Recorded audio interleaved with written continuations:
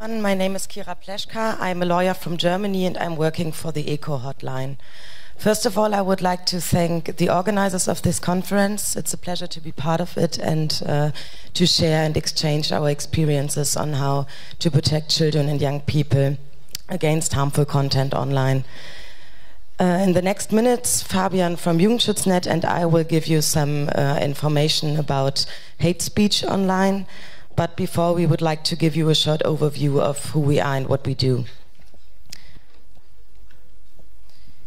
ECO, the Association of the Internet Industry, is a founding member of the International Network of Complaints Hotlines InHope and also partner of the Safer Internet Center. We are funded by the European Commission. ECO is fighting illegal content on the internet for 20 years now.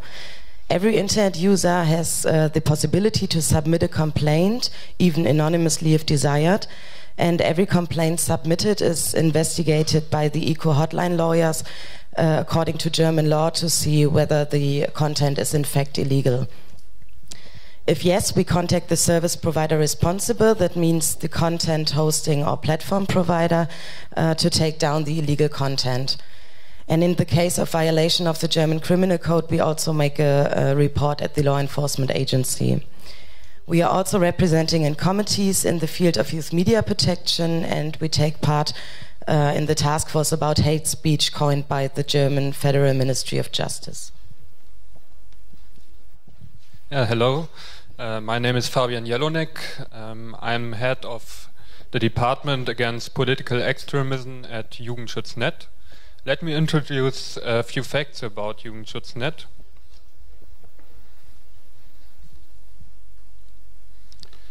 We are the German competence center for youth protection on the internet. Our aim is to protect young users from content which could impair their development. For this purpose, we contact, for example, the big players of the internet industry like Facebook, like Google and Twitter, and we ask them to delete inappropriate and illegal content. One important strategy of our organization is international cooperation and networking. That's why I'm very grateful for your invitation to speak to you today in Warsaw. And now Kira will introduce you in our topic.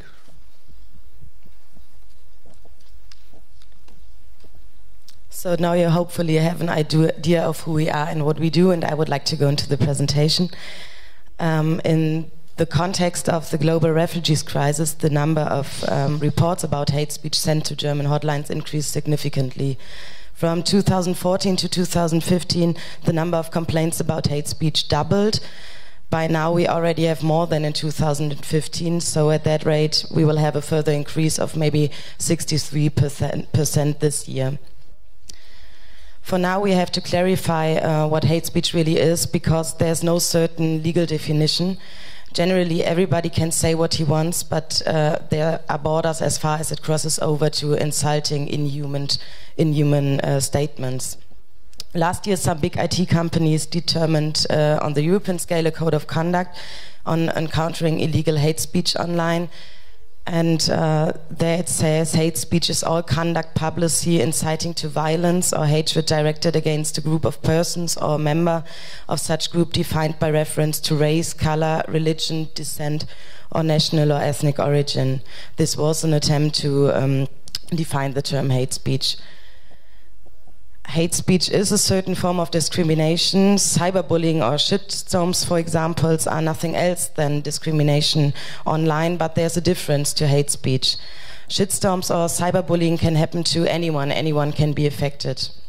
In contrast to that, hate speech is a form of discrimination against all the people in general who are a member of a certain group. This means to be discriminated only because being part of a group. For example, being homosexual, colored, or seeking asylum. So hate speech covers several categories of discrimination relating to special groups of the population. Here, as you can see, are some examples. Racism, xenophobia, anti-Semitism, which means the discrimination because of religion, origin, skin color, or just because being different. Sexism, this is the sexual discrimination against women. homophobia, the discrimination because of a sexual orientation, and even people who are politically committed and fight for the rights, for example, of gay people or against racism, are often victims of hate speech. In all of these cases, it is the aim of such haters to belittle and denigrate certain people or groups, and oftentimes to encourage violence. In conclusion, hate speech is, as you can see, much more than only racism. But in our daily business, we mainly have to deal with racism, so this is why I would like to concentrate on this part and give you a short overview about the legal situation in Germany. In Germany, we do have quite a strict law in the field of racist hate speech, but even freedom of speech as constitutional law has a high importance, so it is often not easy to estimate whether an article or a comment is illegal or not, because maybe it is covered by freedom of speech. In Germany, we have three main racism paragraphs. These are incitement to hatred, the dissemination of propaganda material of unconstitutional organizations, and using symbols of unconstitutional organizations. Next one. Incitement to hatred, regulated in paragraph 130 of the German Criminal Code, mostly covers three cases. These are inciting hatred, calling for violence, and assaulting the human dignity by insulting. The target group in all these cases are national, racial, religious groups, or a group defined by their ethnic origin, segments of the population, or individuals because of their belonging to one of the aforementioned groups or segments of the population. And the paragraph also punishes the Holocaust denial.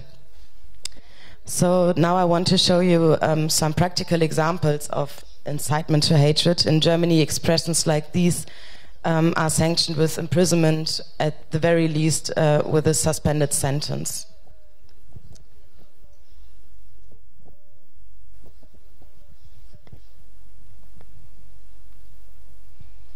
Okay, so the second paragraph I would like to introduce to you is paragraph 86 of the German Criminal Code. It punishes the dissemination of propaganda material of unconstitutional organizations. For example, propaganda videos of IS or even right-wing extremists, or maybe online shops that sell clothes with Nazi symbols on it. That will be sanctioned with imprisonment or penalty. The last paragraph I would like to present you is paragraph 86A of the German Criminal Code, which is sanctioned with imprisonment or penalty either. Using symbols of unconstitutional organizations is illegal in Germany, so you are not allowed to use swastikas, photos of Adolf Hitler, or even the Hitler salute, and the same applies to the slogan Sieg Heil. Enough for now, I will come back later, but first I will hand over to Fabian from Jugendschutznet, who will present you one of the phenomena to spread hate speech online.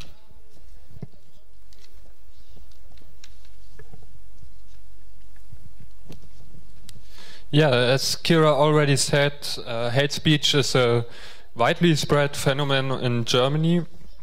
Many people lose their inhibitions in social web comments. They make aggressive statements which they probably would not use offline. By now, many of them don't even use pseudonyms. They disseminate hate under their real name in the web. What we see is that many users who take part in hate speech don't have direct connections to organized right-wing extremist group. So it's the question, how did it come to this? Of course, there are many reasons for this development. I would like to talk about one of them today. We call the phenomenon manipulative news pages. From our perspective, this kind of social media pages can be described as the catalyst of hate speech. How do they work? They appear as Facebook sites or Google Maps, and they claim to inform their users. Admins of manipulative news pages update the content several times a day, so they are very active. But rarely they upload own-generated content. Most of the time they share news from other sides, especially news that fits to their worldview. That's why you can read there all the time about delinquent refugees, delinquent migrants, and delinquent Muslims. The intention behind it: manipulative news pages want to spread concern and fears among their users. Sadly, they succeed with this very often. Let's have a look on how they do it. In the middle of the slide, you can see the shared news. Often manipulation begins here, because it is an old news, happened a few years ago in Sweden or Italy, but nothing you have to get worried about today in Berlin or Munich. But the admins of manipulative news pages share the same drastic crime news again and again and again. And they do not clarify that this is old stuff. Thereby they achieve the desired effect and incite users to hate it. Quite the contrary, the admins exaggerate the news. In their introductory comments, they speak of a case of rape instead of suspicions of abuse, what is written in the original source, for example.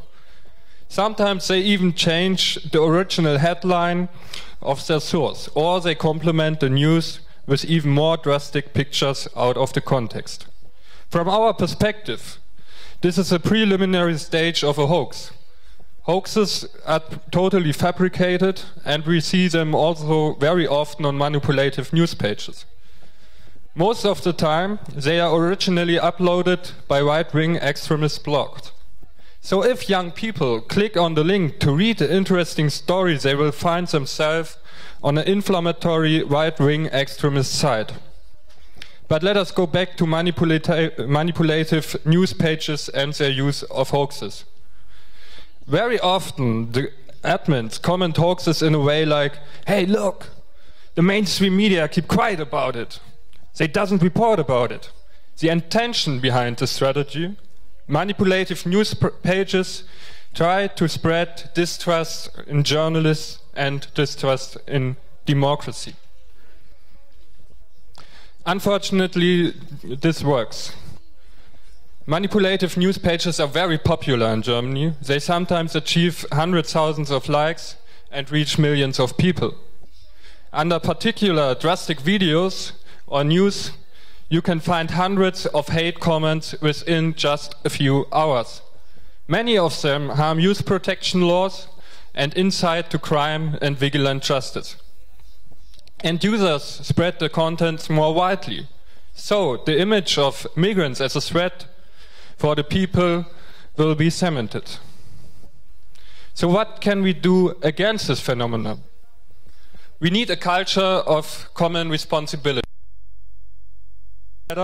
Have to delete illegal content quickly.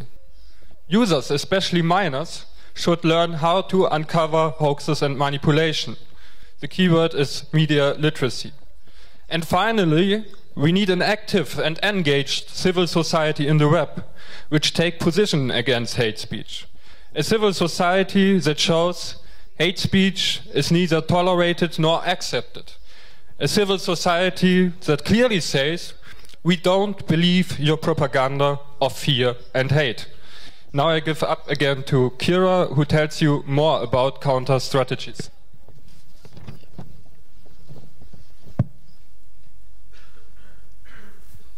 Yeah, so hello again. To answer the question of how to protect children against harmful content, there are, as Fabian said, several factors that need to be aligned. The big challenge with hate speech is that it is not only an online problem, but also an offline topic. Certainly online there's no repression because there's no direct opponent and you can act anonymously. It can bring an atmosphere full of hate online, which can actually trigger violence into the offline world. In this context, it is very important to explain to our children that anonymity does not always mean that there will be no criminal prosecution. Often there's a technical way to find out, for example, the person behind a nickname, for example, via IP addresses or something. So concluding, I will try to give you some advice about how to react if young people are faced with racism and what we can do to protect them. Really important is the media competence of children as well as parents and educationists. Therefore, we have to work together with the children so every part can learn from the other. This is the only way to have a chance of teaching our children responsible use of the internet. Parents and educationists have to deal with the internet to have an idea of what the internet, especially social media, is about. What attitudes are possible and where are the risks of this special media. We have to sensitize ourselves and our children to hate online. In this context, we should build trust and security of being there if someone is hating against someone. We have to inform the young people about helplines for those concerned about hate online, and we also to inform people about hotlines like us and all over the world who want to report potential illegal content. Everyone that encounters illegal content should report it to his parents, teachers, friends, the hotlines or other confidants. In addition, parents and teachers have to set a good example for the children and tell them what is wrong and what is right. Children have to learn that there's no difference between the offline and the online world. We have to respect and tolerate each other and be open-minded to people that are different to us. We have to value every person, whatever their skin color or religion might be. This is what our children have to learn, and we need to impress on them. It must be a matter of course not to judge people without knowing them. In addition, children have to learn about civil courage and to speak for the least. So then I will come to the next and last very important point we have to teach to our children, or maybe more to the older ones, counter-speech. The internet, especially social media platforms, give social minorities the possibility to be heard and get attention. For example, right-wing extremists use the internet for the purpose of Nazi propaganda. The problem is that there's a big audience online, and if anybody keeps silence and nobody speaks against this, it seems as if all these groups are the majority of the population. So we have to offer resistance, to give an opinion quite clearly. We have to drown out the haters, to speak louder, and, for example, remove potential haters from our own friend lists on social media platforms. Because if there's no counter-speech, young people have the impression that they are not respected because, for example, of their skin color or religion, and this is not the objective, quite the contrary. So all in all, we could give you a revealing overview about this widespread problem and some helpful advice to protect our children and young people. And if there are any questions, don't hesitate to ask. So thank you very much for your attention. Thank you very much.